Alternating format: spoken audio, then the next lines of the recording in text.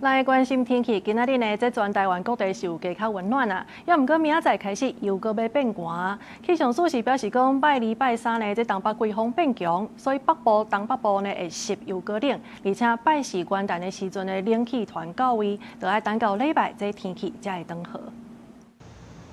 拜一是一份好天的天气，不过气象署表示，接落来会有东北季风落南。拜二、拜三受东北季风影响，北部甲东北部温度会较低，水汽也会增加，正好面会有雨。31跨年暗，气象署提醒，有要伫北部参加跨年活动的民众，爱穿好少，嘛建议爱扎雨伞、雨伞。预计一直持续到跨年夜，包括元旦。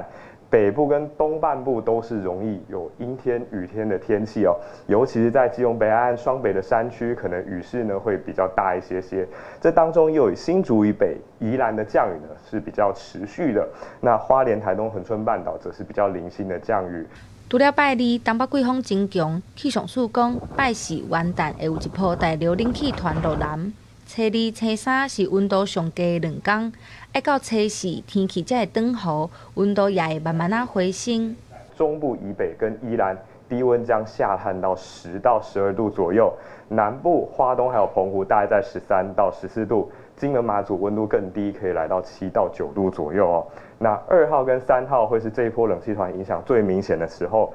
气象署提醒，这礼拜要注意温度降低，衫爱穿好少。若有要去关山的民众，也要注意安全，因为低温的关系，路面有可能会结冰。这波大流冷气团落南，因为水汽看起来无够，所以关山落雪的机会会较低。记者陈心东、谢桂玲台北报道。